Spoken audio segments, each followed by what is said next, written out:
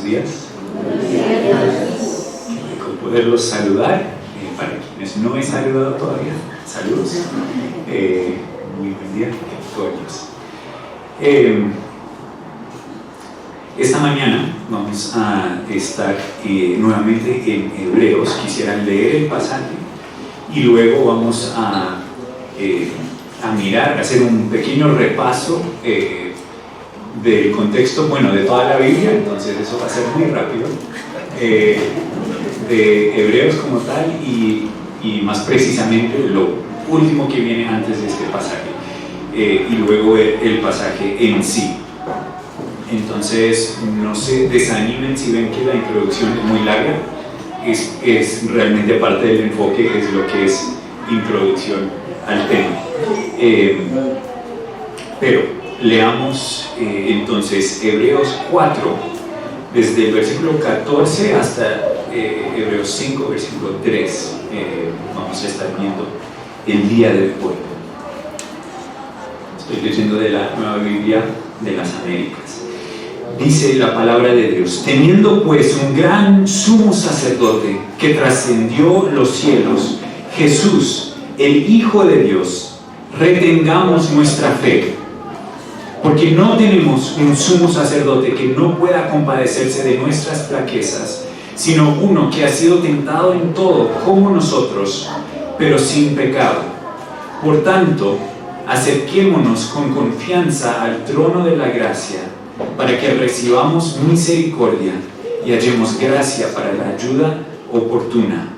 Porque todo sumo sacerdote tomado de entre los hombres es constituido a favor de los hombres en las cosas que a Dios se refieren, para presentar ofrendas y sacrificios por los pecados.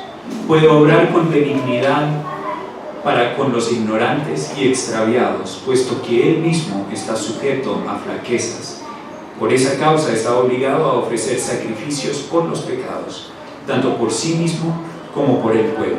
Oremos. Padre, te damos muchas gracias, Señor, por tu palabra. Te damos gracias porque tú estás a control de toda la historia. Te damos gracias porque vino Jesús en el cumplimiento de los tiempos de la historia para ofrecerse en nuestro lugar y para llevar ese sacrificio delante de ti como olor fragante, pero también, Dios, como sacrificio por nuestros pecados, por la expiación, por el perdón de nuestros pecados, por la satisfacción de tu ira. Y gracias, Señor Jesús, porque hoy intercedes por nosotros mediante tu sangre. Espíritu Santo, te pido que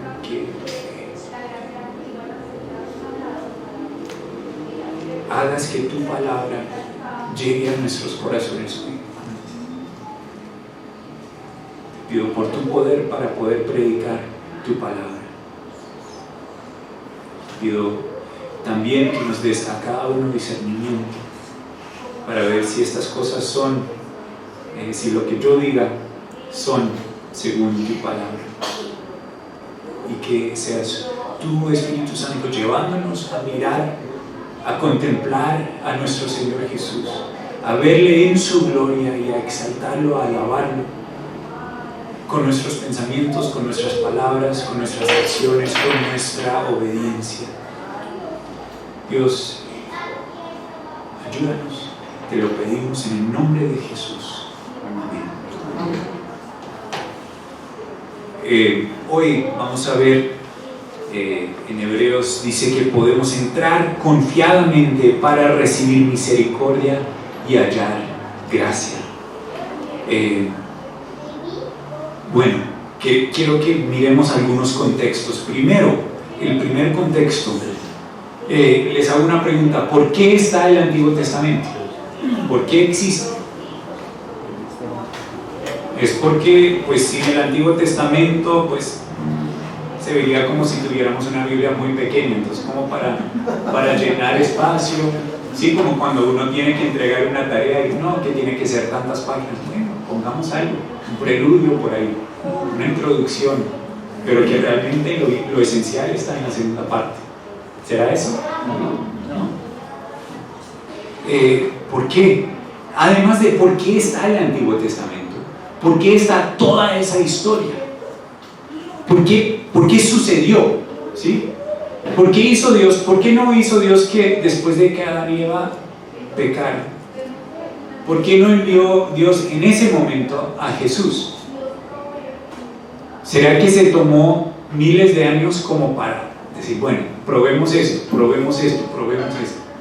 ¿Sabes qué? Voy a enviar a mi hijo. Listo, sí, creo que eso va a funcionar. ¿Será así? No. Por supuesto que no. De hecho, aún antes de que Adán y Eva pecaran, desde antes de la fundación del mundo, Dios planeó que nosotros íbamos a ser salvos en Jesucristo. Planeó todo. No se sale nada de su conocimiento. Aún las cosas que no han sucedido todavía están completamente dentro del conocimiento de Dios, dentro del poder de Dios, para hacer que se cumplan así como Él ha determinado. Entonces, ¿por qué existe todo eso? Hay varias razones, pero todas van en un mismo sentido, y ese mismo sentido es para que miremos a Jesús, y no como que miremos a Jesús como, no sé, un aviso en la vía que dice, ojo, hay un policía acostado acá, ¿sí? Entonces uno dice, hay que tener cuidado, listo, ahí está, bueno, lo vi y ya paso. O viene un puente, o peligro, tal cosa, entonces uno dice, bueno, sí, ahora lo veo, bien, lo vi y pasé y sigo en mi camino. No es simplemente así. Es para que miremos a Jesús y sigamos mirando a Jesús, así como estábamos recordándolo anteriormente, lo que compartía David acerca de que Jesús es nuestro tesoro. El reino de los cielos es como ese tesoro. ¿Por qué? ¿Quién es ese tesoro? Es más que ¿qué es ese tesoro? O sea, si queremos preguntar ¿qué es ese tesoro? Es el conocer a quién es el tesoro. Y ese tesoro es Jesús. Pero algo sucede con nosotros que nos cuesta apreciar realmente quién es Jesús. O sea, ¿cuesta qué? Cuesta trabajo, cuesta vender todo y ir en pos de Él, ¿sí? Nos cuesta, pero por eso Dios nos dio su Espíritu Santo, por eso Dios nos dio su palabra, por eso Dios nos dio toda la historia, porque ¿saben qué pasa? Que a veces no tenemos ni las categorías hoy día para realmente comprender quién es Jesús y qué hizo por nosotros. Aún la misma Biblia dice que Él es nuestro abogado delante del Padre. Bien, pero si solo dijéramos Jesús es como un abogado para nosotros, eso no es suficiente para describir el todo de lo que Él es. Y eso es algo de lo que vamos a ver en este pasaje y algo de lo que vemos en Hebreos. Sin todo el Antiguo Testamento, hoy no entenderíamos las categorías de la realidad. No entenderíamos cuál es la presencia de Dios. No entenderíamos qué es el pecado, cuál es la ira, cuál es el juicio, el sacrificio, la expiación, la redención, la reconciliación. Son todas cosas que uno puede decir, listo, hagamos un diccionario y listo. Sí, entiendo el significado de eso. Pero Dios no es un tema a pasar, una prueba a pasar en el colegio o en la universidad, que uno dice, listo, entiendo todas las cosas acerca de Dios. ¿Qué dijo Jesús? Que esto tiene que ver con la vida. La vida eterna es ¿cuál? Conocer a Jesucristo que esta es la vida eterna, conocerte a ti, al Padre, al único Dios verdadero, y a Jesucristo, a quien has enviado. No saber acerca de ti y a aquel que enviaste. Sí, hay que saber acerca de Él, pero es mucho más profundo, es conocer a aquel que fue enviado por nosotros y conocer a aquel que lo envió. Entonces, eso nos aporta todo el Antiguo Testamento, eso nos aporta toda esa historia que Dios dijo, lo voy a hacer de esta manera para que cuando yo envíe a Jesucristo se pueda ver quién es, se pueda ver la realidad. Más adelante en Hebreos, no vamos a llegar ahí hoy, pero habla de que lo que Moisés vio cuando hizo el tabernáculo era una representación de una realidad que está más allá de lo que podemos ver en este momento, que Dios le mostró cómo era la verdadera realidad, la verdadera presencia de Dios. O sea, en este momento el cielo que está lejos de nosotros. ¿Por qué lejos? Por causa del pecado. Pero entonces Dios le mostró eso, y el tabernáculo fue algo que Moisés hizo. ¿Para qué? Para demostrar cómo es la verdadera realidad, la cual no podemos ver. Entonces hizo algo visible para que entendiéramos una realidad más profunda. ¿Por qué? Nosotros tendemos a entender las cosas que vemos y no las cosas que no vemos. Entonces Dios nos dio toda esta historia, y aún con estas personas tuvo misericordia, tuvo compasión, demostró mucho amor, y ellos también pudieron ser salvos. ¿En quién? En Jesucristo, porque podían ver algunos la naturaleza de Dios, podían confiar en aquel que Dios había prometido que iba a venir a tratar con el pecado de ellos de una forma definitiva. Entonces, por eso tenemos todo el Antiguo Testamento. ¿Por qué hablamos de ese contexto primero? Porque ahora, cuando llegamos a Hebreos, ¿qué sucede? Está hablando mucho del Antiguo Testamento, de muchas cosas, y de los temas que hay en Hebreos. Una forma de hablar de lo que está en Hebreos es decir, Jesús es mejor, ¿sí? Entonces uno ve en Hebreos, Jesús es mejor que. Entonces nosotros quizá podríamos decir, bueno, pues si Jesús es mejor, ¿para qué? O sea, tomar la molestia de mirar todo lo anterior si Jesús es mejor. ¿Para qué malgastar el tiempo mirando algo que no es tan bueno como lo es Jesús? ¿Cuál es la respuesta? Porque no podemos apreciar a Jesús, mejor lo pongo en lo positivo. Para poder apreciar realmente a Jesús, mientras más comprendemos todo el Antiguo Testamento que apuntaba hacia Él, mientras más apreciamos todo lo que vino antes, más apreciamos quién es Jesús. Además, si no conocemos el Antiguo Testamento, no vamos a entender qué fue lo que hizo Jesús. Si no entendemos el Antiguo Testamento, no vamos a poder decir, sí, la paga del pecado es la muerte. Bueno, uno puede decir, listo, eso está en Romanos, entonces bien, la paga del pecado es la muerte y ya. Pero ¿qué significa? No es aprobar un examen. Esto es vida, esto es conocer, es entender, es poder relacionar, decir, ¿qué significa realmente esto? Y cuando vamos a adorar a Dios, ¿cómo puedo adorarle a Dios por algo que no entiendo? O sea, hay una forma en que decimos, finalmente no comprendemos la totalidad de lo que hizo Dios, es cierto, ¿sí? Y de todos modos le podemos alabar. Pero a la medida que vamos comprendiendo, puede crecer nuestra adoración por Dios. No es suficiente solo decir, es cierto que Jesús vino a morir por nosotros, porque hasta el diablo lo sabe. Pero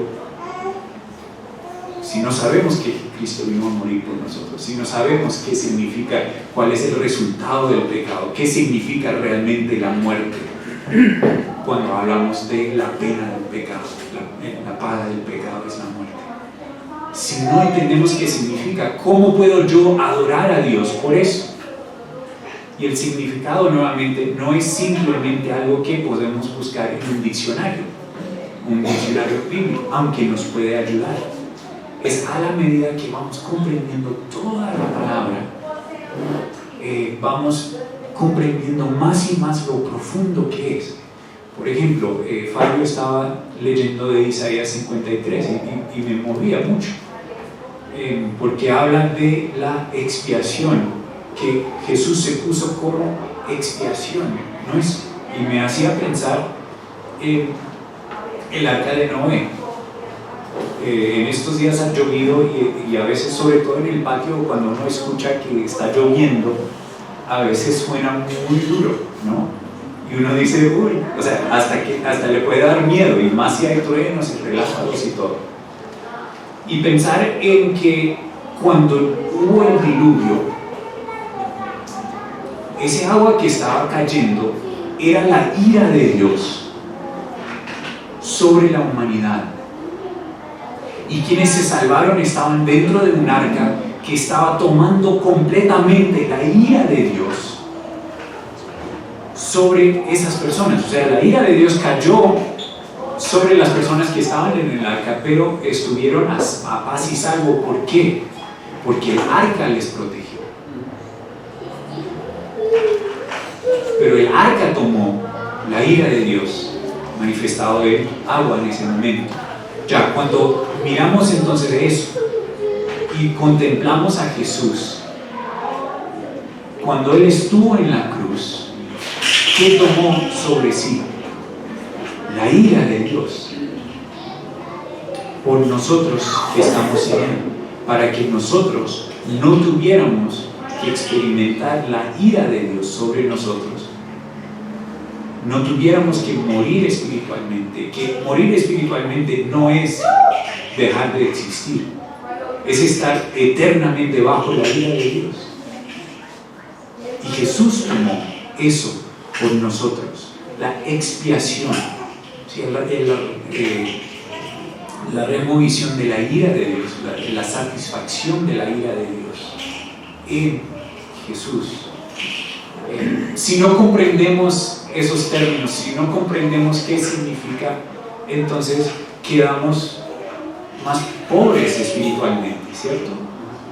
Pero por eso Dios nos dio la palabra, para que vayamos entendiendo, comprendiendo. Por eso es tan importante venir y adorar a Jesús, y no simplemente decir, sí, estamos cumpliendo con Dios porque nos dijo que debemos tomar este pan y esta copa, entonces listo, hice lo que Dios dijo que hiciera. No, dijo que lo hiciéramos en memoria de Él, que recordáramos, que entendiéramos lo que Él hizo. Y por eso nos dio su palabra, por eso nos dio su Espíritu Santo, y por eso nos dio la iglesia y dio algunos dones de enseñanza. El que se pare acá al frente está en una posición de servir a los demás. Y en este momento espero poder estarles sirviendo a ustedes al exponer la palabra de Dios. ¿Para qué? Para que juntos finalmente adoremos a nuestro Señor Jesús.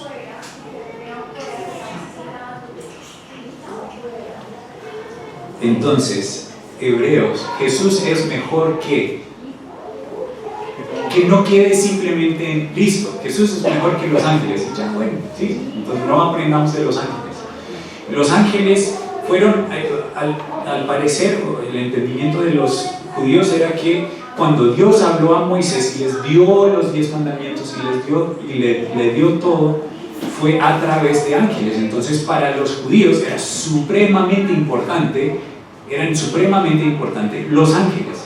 Y cuando vemos el Antiguo Testamento, cuando Dios se le aparece o envía mensajeros a las personas, ángeles, esas personas quedan atemorizadas. Por eso muchas veces lo primero que dice el ángel es: tranquilo, tranquilo, ¿sí? No temas, Dios está contigo.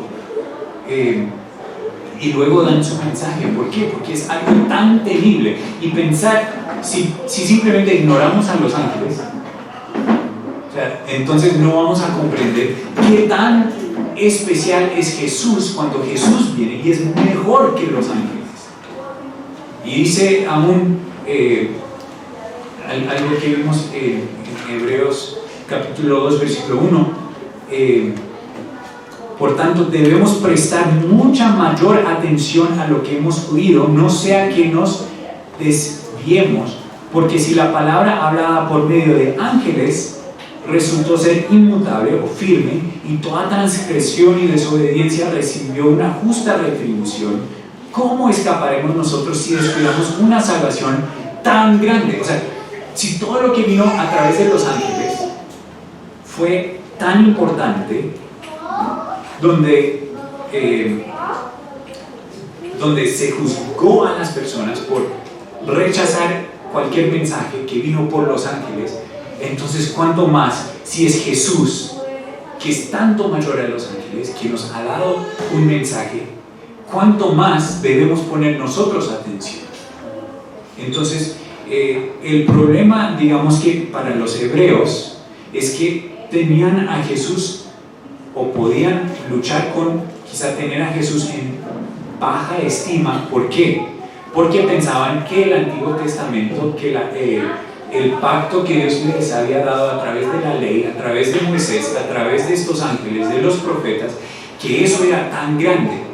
Y entonces, ¿qué hace el autor de Hebreos? Les muestra que por tan grande que sea todo esto, Jesús es mayor. ¿Cuál es nuestro problema hoy día? Probablemente no es pensar que el Antiguo Testamento es mejor que el Nuevo, o que el Antiguo Pacto, o volver al Antiguo Pacto. ¿Cuál es nuestra tendencia? Igual tener a Jesús en bajo, ¿sí? Y tener al Antiguo Testamento aún más bajo, ¿sí? Digamos como que, no, eso ya pasó, eso ya para qué, ¿sí? Eso es tecnología de ayer. ¿Para qué un iPhone primera generación cuando uno puede tener el último? ¿Sí? Y así con el Antiguo Testamento, ¿sí? Y no, Hebreos para hoy tenemos que leerla en un sentido que nos lleva nuevamente al Antiguo Testamento, a entender, a comprender por todas las razones que ya mencionamos. ¿Para qué? Para que al comprender lo alto que era eso, ya comprendamos que aún más alto es Jesús. ¿Sí? No como ¿cuál es mejor? Esto o esto. Listo. ¿Sí? Ya, Jesús es mejor y ya. No, es mira lo grande que es esto, y encima de eso está Jesús. Eso nos lleva a nosotros aquí a la adoración, a ver a Jesús por quién es. Eventualmente, y vemos el autor de Hebreos como la forma en que va tratando el tema, porque habla un poco, o sea, pareciera latino, ¿sí? Los latinos, y me incluyo porque sí soy argentino y creo que tengo esta tendencia, tenemos una tendencia de decir las cosas como 2 o 3 o 4 veces, ¿sí? Entonces lo decimos y otras cosas, y luego volvemos y lo decimos nuevamente para asegurar que sí comprendieron, ¿no? Y luego volvemos y sí, para que se comprenda que sí fue lo que dijimos. Más o menos así es Hebreos, ¿sí? Entonces, por ejemplo, al final del capítulo 2, en el versículo 17, por tanto, tenía que ser, hablando de Jesús, hecho semejante a sus hermanos en todo, a fin de que llegara a ser un sumo sacerdote misericordioso y fiel en las cosas que a Dios atañen, para hacer propiciación por los pecados del pueblo. Pues, por cuanto Él mismo fue tentado en el sufrimiento, es poderoso para socorrer a los que son tentados. Por tanto, hermanos santos, participantes del llamamiento celestial, consideren a Jesús, el apóstol y sumo sacerdote de nuestra fe. Y luego empieza a hablar de, al parecer, otra cosa. Y luego hasta el final del capítulo 4, donde estamos hoy, nuevamente está hablando de Jesús como el sumo sacerdote. Entonces como que les da la pista, pero no les dice, y Jesús es mejor que los sumos sacerdotes que conocen, simplemente les da ese, que Jesús es el sumo sacerdote. Y ahora vamos a ver que es el gran sumo sacerdote y por qué. ¿Qué significa eso para nosotros? Y más adelante en el capítulo 7, ahí sí va a llegar a decir, y realmente es mejor el sacerdocio de Jesús que el sacerdocio levítico, el sacerdocio que hubo bajo las leyes de Moisés. Va a ampliar aún más el tema. Entonces es interesante. ¿Cuál es uno de los otros temas recurrentes en Hebreos? Cada rato el autor dice, por tanto, hagan eso. Por tanto, ¿qué? O sea, creo que la palabra que resume es, debemos perseverar. Por ejemplo, lo que ya leímos al comienzo del capítulo 2, ¿no? Debemos prestar mucha más atención, versículo 3, ¿cómo escaparemos nosotros si descuidamos una salvación tan grande? Y más adelante, entonces, el capítulo 3 habla, versículo 6, Cristo, o sea, entonces estaba hablando de Jesús como sumo sacerdote, y luego empieza a hablar de, bueno, Moisés fue siervo en la casa de Dios, y Jesús es hijo en la casa de Dios. ¿Y quién es la casa de Dios? Entonces dice,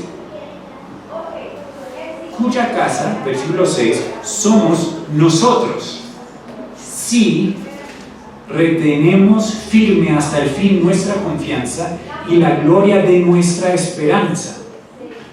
Versículo 8, no endurezcan sus corazones como en la provocación. Versículo 12, tengan cuidado, hermanos, no sea que en alguno de ustedes haya un corazón malo de incredulidad para apartarse del Dios vivo. Antes, exhórtense los unos a los otros cada día mientras todavía se dice hoy, no sea que alguno de ustedes sea endurecido por el engaño del pecado. Porque somos hechos partícipes de Cristo si es que retenemos firme hasta el fin el principio de nuestra seguridad.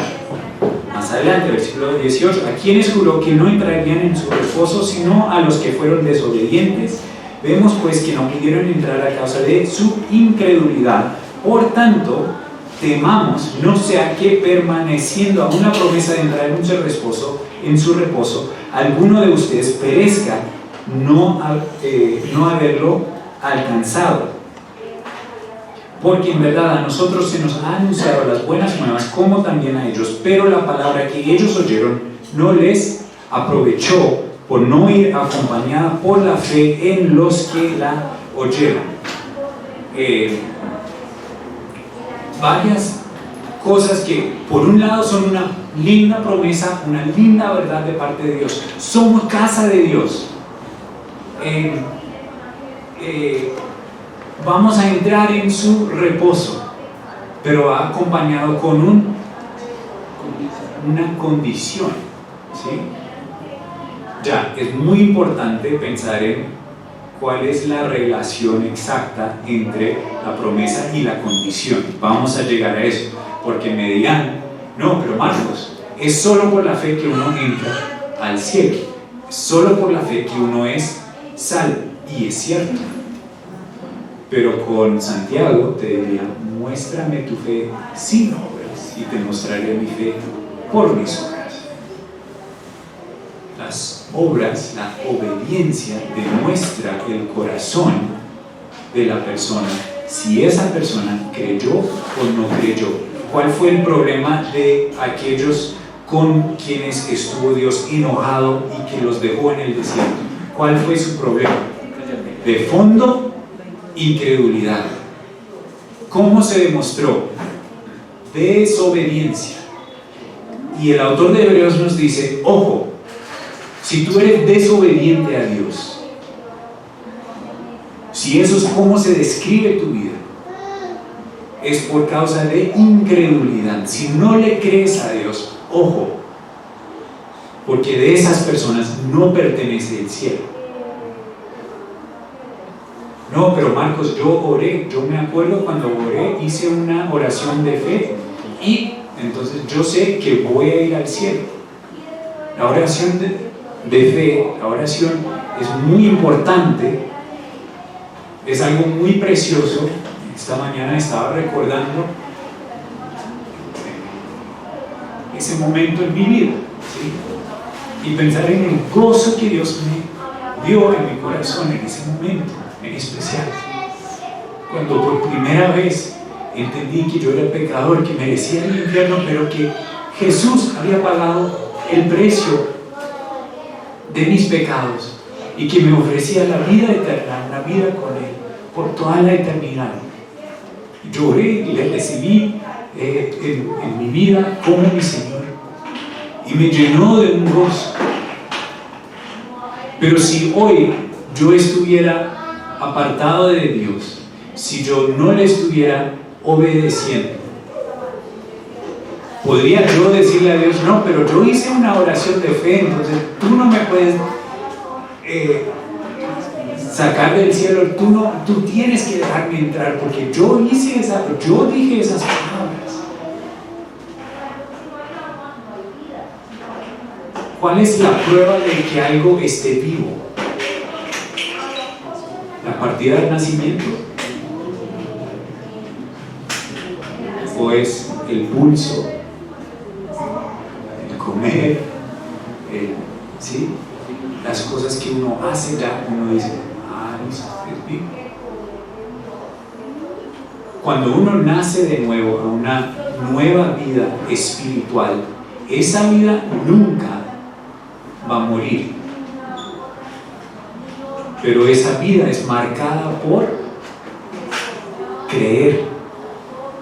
La vida que empieza por fe sigue por fe.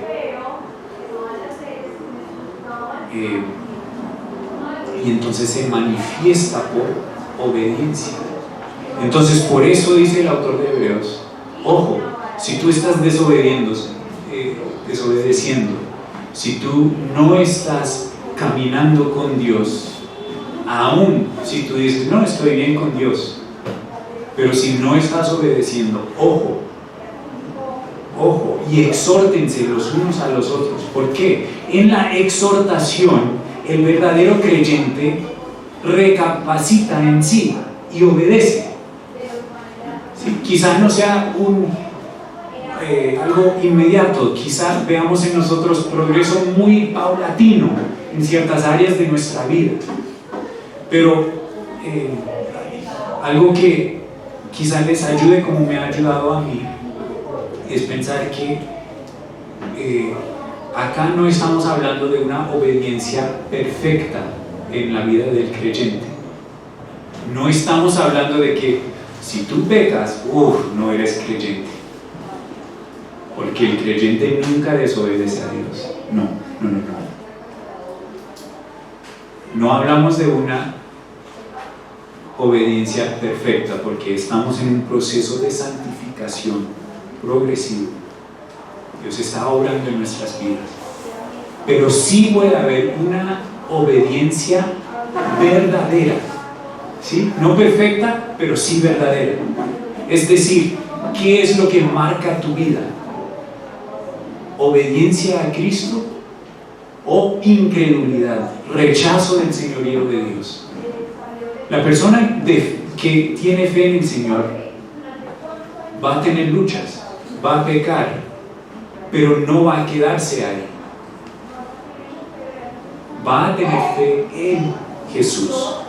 Entonces, por eso dice el autor de Hebreos a sus lectores,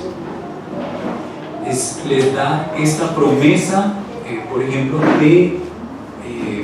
del reposo de Dios. ¿A qué se refiere el reposo de Dios? Esto es curioso. Algunos dicen es algo que ya tenemos. Y otros dicen, es algo que viene más allá, es después de la muerte. Entonces, yo voy a decir, con muchos, es ambas cosas. Es algo que degustamos desde ya, parcialmente, el reposo de Dios. ¿Por qué? Dice que el que obra, se me perdió el versículo.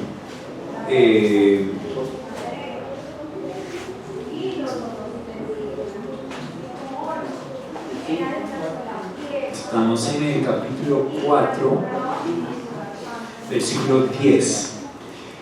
Bueno, desde el 9. Queda por tanto un reposo sagrado para el pueblo de Dios, pues el que ha entrado a su reposo, él mismo ha reposado de sus obras, como Dios reposó de las suyas. Esto también lo vemos en Apocalipsis 14:13, dice: entonces oí una voz del cielo que decía: escribe, bienaventurados los muertos que de aquí en adelante mueren en el Señor. Sí, dice el Espíritu, para que descansen de sus trabajos, porque sus obras van con ellos. Entonces hay un sentido en que el reposo de Dios es todavía futuro, en que descansaremos de las obras que en este momento nos estamos esforzando para hacer. Pero hay otro sentido en que ya descansamos de nuestras obras. ¿De cuáles obras?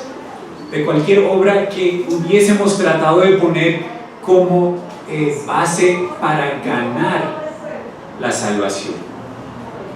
Eso no, esas obras de tratar de ganar la salvación, descansamos de esas. ¿Por qué? Porque Cristo nos ganó la salvación. Entonces parcialmente ya estamos en un día de reposo, porque no tenemos que tratar de ganar la salvación. ¿Qué dijo el Señor Jesús? Vengan a mí, todos los cansados y cargados, y yo los haré descansar. Tomen mi yugo sobre ustedes y aprendan de mí, que soy manso y humilde de corazón, y hallarán paz para sus almas, descanso para sus almas. Pero ¿con qué empieza eso? Esos versículos, ¿con qué palabra empieza? Vengan a mí. Ese es un mandamiento, ¿sí? Entonces uno dice, es un mandamiento, luego no es para dejar de hacer obras. Entonces, ¿por qué dice que vengan a mí? ¿Sí? O sea, ¿a qué nos llama Jesús? A venir a Él, a descansar. ¿Por qué es un descanso? Por las promesas, por la esperanza, porque sabemos que estamos en Él, porque sabemos que no tenemos que tratar de pagar ese bulto de pecados que llevamos, que no es posible pagarlos.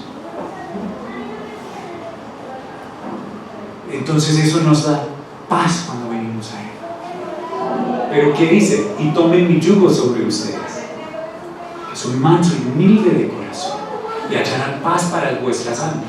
¿Qué pasa para la persona que viene a Jesús, supuestamente, y dice: sí, Jesús, toma mis pecados, pero yo no quiero ese yugo tuyo? ¿Sí ha venido a Jesús? ¿Sí ha creído en Él? No. Entonces esa persona debe tener cuidado. Entonces, por eso, si pensamos, por ejemplo, en algunas de estas promesas que tienen condición, por ejemplo, Hebreos 3:6, pero Cristo fue fiel como hijo sobre la casa de Dios, cuya casa somos nosotros, si retenemos firme hasta el fin nuestra confianza y la gloria de nuestra esperanza. ¿Por qué podemos decir que somos casa de Dios? ¿Quién nos hace casa de Dios? Jesús. ¿Cómo podemos decir sí soy casa de Dios? Que se evidencia en mi vida la obra de Jesús, la cual me lleva hasta el fin. Parte de eso no es algo como así misterioso o que, bueno, a ver si Dios me hace llegar hasta el fin. Dios usa medios, Dios usa formas en hacer que esto suceda en nuestras vidas. Cuando hablamos de que el que es salvo no puede perder la salvación, Ojo con esa frase, ¿por qué? Es cierto, pero uno puede confiar en esa frase y no confiar en Jesús. Uno puede confiar en que no, yo hice la oración, entonces hasta un computador uno puede darle play y alguien ahí lo lee, y el computador puede ser salvo por decir una oración. No, sabemos, entendemos que tiene que ser por fe. Lo que uno declara con la boca es ¿por qué? Porque con el corazón ha creído, y esa fe, don de Dios, es algo que va a permanecer en la persona toda la vida. Y en los momentos en que Dios usa a nuestros hermanos para decirnos, despiértate, sé obediente a Dios, no seas incrédulo. Esa fe en nosotros responde a esa gracia demostrada de Dios por medio de una exhortación que es para nuestro crecimiento, y dice, uy, sí. Y entonces, ¿qué hace? Se mantiene firme, persevera.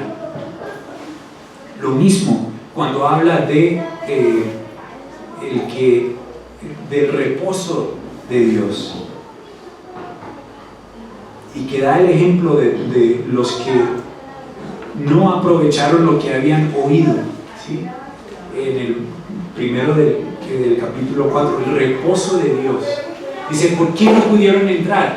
¿Porque no oyeron? No, ellos oyeron el mensaje de Dios, dado por los ángeles, por Moisés, por los profetas, así como nosotros hemos escuchado el mensaje de Dios dado por Jesús, por los apóstoles, acompañado por señales del Espíritu Santo. Pero ellos no pudieron entrar. ¿Por qué? Por su incredulidad. La palabra 4:2, la palabra que ellos oyeron no les aprovechó por no ir acompañada por la fe en los que la oyeron. No les aprovechó nada escuchar el mensaje porque no fue acompañado por fe. Entonces, ojo nosotros, porque si has venido acá o a alguna iglesia muchas veces, has escuchado el mensaje y eso no te salva. El mensaje no te salva si no es acompañado por fe, por creerle a Dios. ¿Y cómo puedes saber que tienes fe en Dios? Si ves un crecimiento de obediencia, de creerle. Por eso es importante también, cuando vienen a tu mente dudas, de una, responderlas, ir a la palabra de Dios, decir, no, eso no es cierto, esa duda no es cierta. ¿Por qué? Porque yo sé que Dios ha dicho tal cosa. Es importante hacerlo, hacer ese trabajo, y no decir, bueno, pues si soy salvo, entonces Dios verá, Dios me convencerá. ¿Cómo te está convenciendo Dios? Por su palabra, por tus hermanos. Por eso no dejes de congregarte. Es un parte del mensaje de Hebreos más adelante. No como que, uy, faltaste un domingo, entonces ya te estás matando, estás en peligro de... No seamos legalistas. Veamos la bondad de Dios en sus mandamientos, en lo que nos dice, que es para nuestro bien, para nuestro descanso finalmente. Pero esforcémonos para entrar en ese descanso. Hagamos el esfuerzo para creerle a Dios, para obedecerle.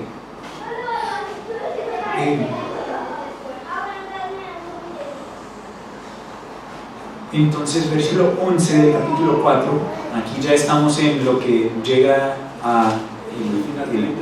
al final de la introducción, como me gusta, pero creía que era importante hacer como un tipo de repaso que trata de unir todo lo que hemos venido viendo.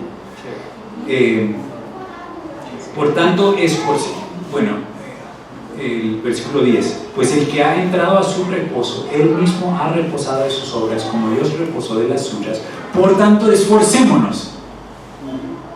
Entren en el reposo. Por tanto, esfuérzanse, ¿sí?, por entrar en ese reposo.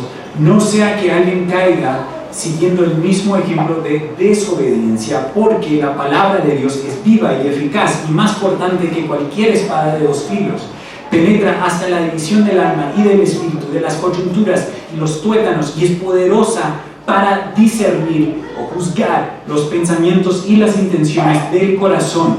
No hay cosa creada oculta a su vista, sino que todas las cosas están al descubierto y desnudas ante los ojos de aquel.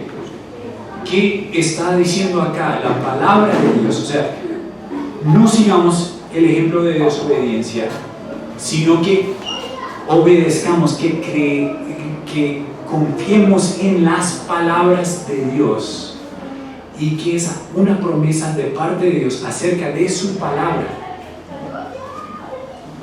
La palabra, nosotros quizá podríamos pensar, bueno, sí, creo que estoy bien con Dios, o estar bien con Dios y decir, uy, pero pequé, ya creo que no voy a ser salvo porque pequé una vez, ¿sí? Y uno puede estar en todo un rango de emociones o de esto, de lo otro. ¿Y qué dice acá? ¿Cuál es la promesa de Dios? La palabra de Dios es viva y eficaz para discernir. Vayamos a la palabra, seamos guiados por la palabra, seamos transformados en nuestra forma de entender por la palabra, para que sea la palabra de Dios la que discierne en nuestras vidas. Porque tú puedes sentirte en paz sobre algo en tu vida que la palabra de Dios te diría, estás pecando y eso está mal, estás pecando contra Dios, estás pecando contra tu hermano, en esto es lo que tú haces. Y puedes pensar, no, pero yo me siento bien, entonces creo que voy bien. Ve nuevamente a la palabra. ¿Qué dice la palabra? De la misma forma uno podría estar bien con Dios, quizá con alguna lucha, o hizo algo mal pero se arrepintió, pero luego no puede soltar eso, como que no, pero eso es lo que hice, ¿cómo puede ser? Y yo que digo ser cristiano, entonces ¿cómo pude hacer tal cosa? A veces nuestra conciencia nos acusa, pero la palabra nos libera de eso, porque nos recuerda que Cristo pagó por ese pecado. Si decimos, entonces la palabra de Dios, por ejemplo, nos lleva a 1 de Juan, si confesamos nuestros pecados, Él es fiel y justo para perdonarnos nuestros pecados y limpiarnos de toda maldad. Y podemos decir con toda confianza, con toda certeza, delante de Dios, soy puro, soy limpio. ¿Por qué? ¿Porque nunca pequé? No, porque aunque pequé, Cristo pagó por esos pecados y me limpió, me lavó, y por su gracia ahora soy limpio, soy puro delante de Dios. Y puedo decir, sí, soy creyente. Y sí, tengo la confianza de que voy a entrar en ese descanso final con Él. Y que ahora puedo tener un descanso en que voy bien con Dios. Eso es lo que hace la palabra. Pero miren que termina, todas las cosas están al descubierto y desnudas antes los ojos de aquel a quien tenemos que dar cuenta. Y Wilmer nos hacía ver hace 15 días con este pasaje que la palabra de Dios es tanto esto, lo que Dios habló, como también es el Señor Jesús, la palabra hecho carne. Y es Jesús quien vendrá al fin de los tiempos para juzgarnos. Y no va a ser un juicio como que, esto me pasó cuando primero era profesor, que yo ponía una tarea y luego entregaban las tareas y yo las miraba y decía, no, eso está mal, lo deberían haber hecho de esta forma. Una retroalimentación que me dieron después era, pues usted como que evalúa de una forma injusta, porque no nos dice de antemano cómo va a hacer la evaluación, y luego entonces hace la evaluación y pues nosotros cómo íbamos a saber que eso era lo que estaba pidiendo. Jesús no es así. Jesús ya nos ha dicho. Y aquí el autor de Hebreos nos dice, la palabra de Dios muestra, discierne hasta las intenciones del corazón. que los demás no pueden ver, la palabra de Dios llega, penetra hasta ahí y discierne, muestra lo que hay. ¿Por qué? Porque es la palabra de aquel que va a venir a juzgar a los vivos y a los muertos. Es Jesús. Y eso nos lleva a pensar en qué. El pecado que Él va a juzgar. Entonces, con todas estas exhortaciones del autor de Hebreos, a que retengamos firme nuestra fe, a que somos la casa de Dios si permanecemos hasta el final, a que hay un reposo si es que nos esforzamos para conseguirla. Entonces uno podría llegar a decir, uy sí, entonces son las obras, o sea, como que Jesús nos aportó algo, pero realmente son mis obras las que hacen que yo llegue al final. Y acá dice, y la palabra de Dios discierne, penetra hasta el corazón, hasta dividir alma y espíritu, y vamos a estar delante de aquel que juzga todo. Y eso ahí nos recuerda a todos, por más optimistas que podríamos ser, oiga, yo tengo un problema, y ese problema es el pecado que me va a juzgar al día final, que va a ser algo que viene en contra mía como evidencia de que yo no merezco la vida eterna. Ay, ¿qué voy a hacer? ¿Qué voy a hacer? ¿Qué puedo hacer? Teniendo pues un gran sumo sacerdote que trascendió los cielos, Jesús, el Hijo de Dios, retengamos nuestra fe, nuestra confianza ¿en quién? En este gran sumo sacerdote que trascendió los cielos. Los discípulos de Jesús lo vieron morir, lo vieron ser sepultado, lo vieron vivo nuevamente y lo vieron ascender y pasar de esta realidad a la realidad más real, que es el cielo donde Dios está, donde Él está sentado a la diestra de Dios. Y Él llegó, y aquí es donde es importante recordar, entender cuál es el trasfondo de qué es un sumo sacerdote. Y Él mismo nos va a explicar.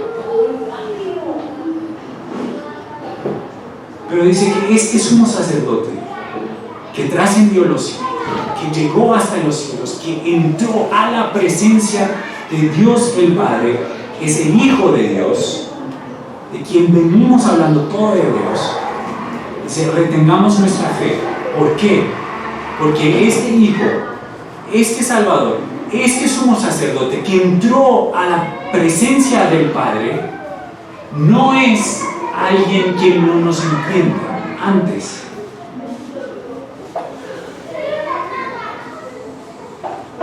Él ha sido tentado en todo como nosotros, pero sin pecado. Y uno podría decir, pues sí, fácil, Él es Dios, entonces nunca pecó, entonces es como que muy fácil para Él que nunca pecó. C.S. Lewis hizo la observación que para muchos es como que, no, pues sí, Él es Dios, entonces. Y él decía, no, pero mira, es más difícil, o sea, ¿qué es más fácil? ¿Ceder a la tentación o no ceder a la tentación? ¿Quién la tiene más fácil? ¿El que cede a la tentación en la primera instancia? ¿El que hace todo lo malvado que se le viene a la mente y que lo hace de una? ¿O el que resiste eso? Es más difícil resistir, porque uno resiste y luego tiene que seguir resistiendo, y luego tiene que seguir resistiendo. ¿Qué vimos de parte del Señor Jesús cuando fue tentado en el desierto? Y solo es un ejemplo de muchas tentaciones que Él tuvo en sus días en la tierra. Él tuvo que soportar, o sea, si Él hubiera caído en la primera tentación, ¿cuántas tentaciones de Jesús hubiera habido? Una. Pero Él resistió esa, resistió la siguiente, resistió la siguiente. Cada tentación en toda la vida de Jesús, Él las resistió. Ese es el sumo sacerdote que nosotros tenemos. Y Él comprende qué es una tentación.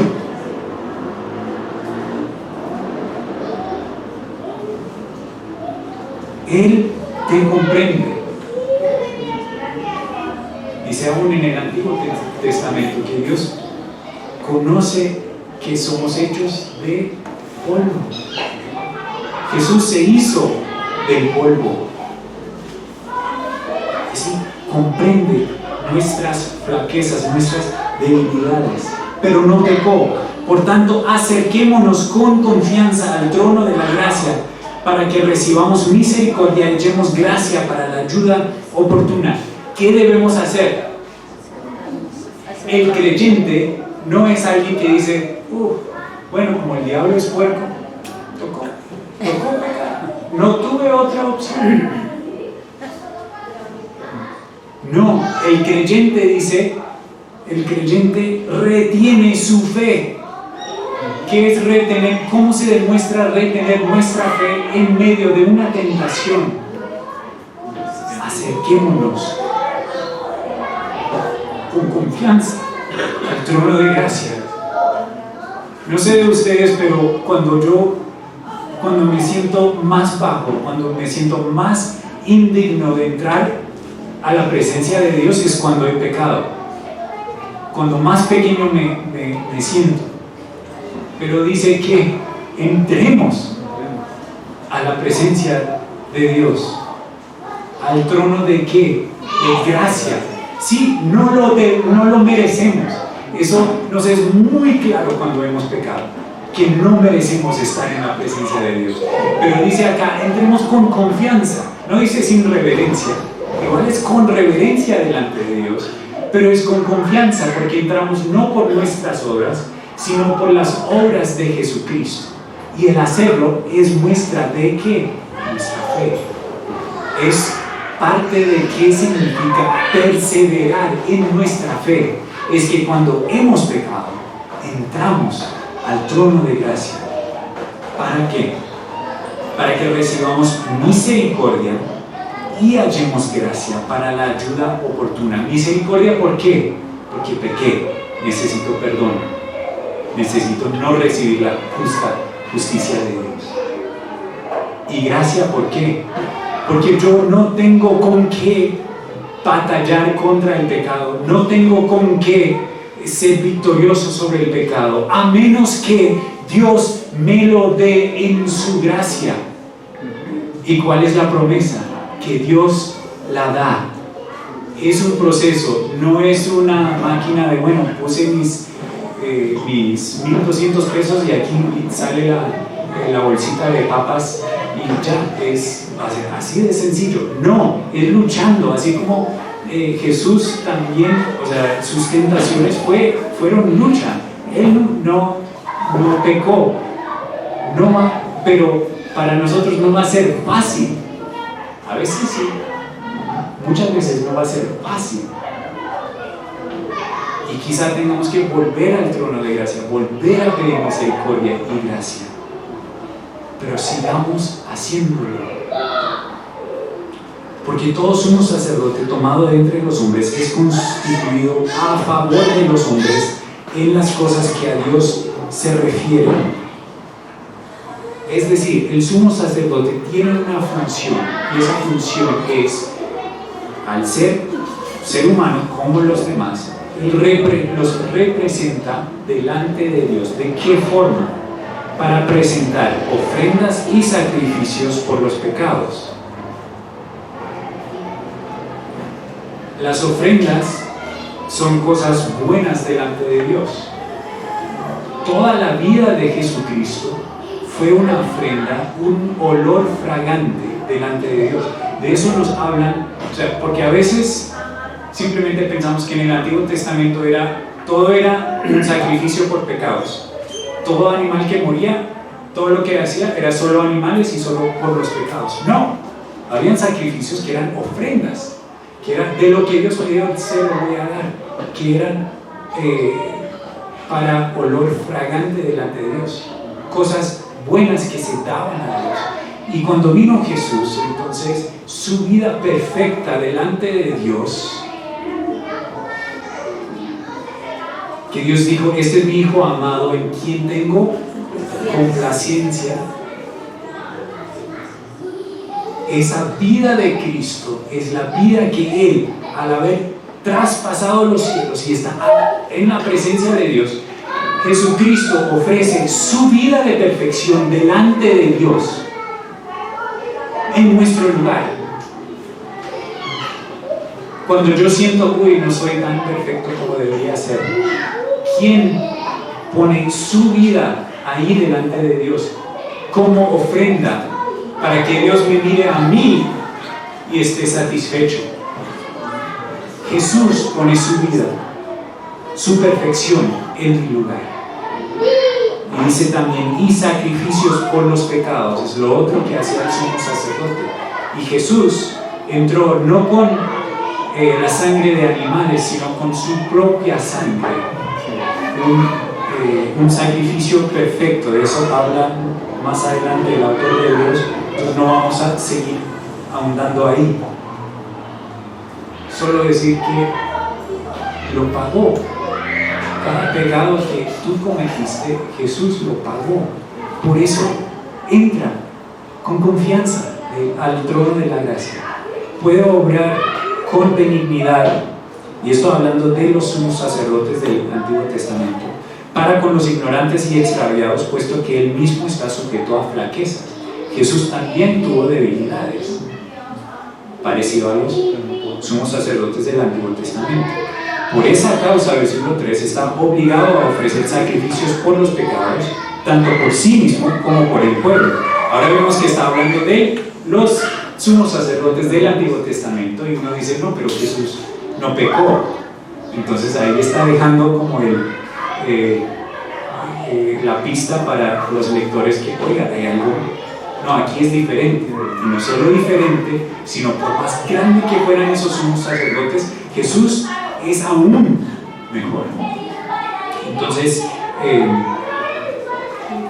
me encanta Hebreos, me encanta ver todo lo que Dios dice. A veces es puede ser chocante, a veces uno se puede sentir como un poco abrumado, como que, pero si no retengo firme hasta el fin mi confianza. Pero Dios te está diciendo eso, hoy si oyes su voz, no tengas incredulidad, sino créale. Tú no tienes que obedecerle a Dios hoy para lo que te está dando mañana. Tienes que obedecerle hoy por lo que te está dando hoy y descansar en Él, que si hoy es por su gracia que puedes obedecer, mañana también es por su gracia que puedes obedecer. Si hoy te sientes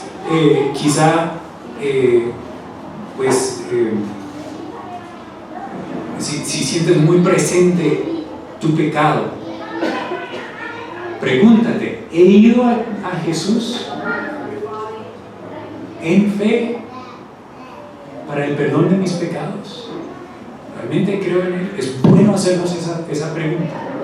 Duele a veces queremos simplemente ignorar esos pensamientos como, mejor no pienso en eso. No, piensa en eso. Asegúrate que sí has confiado en Jesús, y si no lo has hecho, hazlo hoy. Si tienes vida hoy es porque Dios sigue teniéndote paciencia para que vayas a Él. Y si dices, oye, sí he sido creyente toda mi vida, pero hoy no estoy actuando como si lo fuera, es el momento para empezar para nuevamente actuar como si fueras un creyente. ¿Y qué es un creyente? Que cuando peca se aferra nuevamente de esa fe y entra confiadamente, no por sí mismo, sino por Jesús, al trono de la gracia, para hallar gracia y misericordia. Entonces, seamos firmes, exhortémonos mutuamente a seguir en la fe, a seguir en las buenas obras que Dios preparó desde antes de la fundación del mundo para que andemos en ellas. No para ganar la salvación, pero porque somos salvos, porque creemos en Jesús. Oremos. Padre, muchas gracias. Gracias por tu palabra, gracias por tu plan eterno de reconciliarnos contigo en nuestro Señor Jesús. Señor Jesús, te alabamos. Ayúdanos a poder profundizar en nuestro conocimiento de ti, de todo lo que has hecho en nuestro lugar por nosotros y lo que sigues haciendo por nosotros. Te pido, Espíritu Santo, que apliques tu palabra a nuestras vidas, para que juntos miremos a Cristo y entremos confiadamente a tu presencia, a tu descanso, y para que tengamos toda la confianza que cuando muramos estaremos contigo. En el nombre de Jesús. Amén.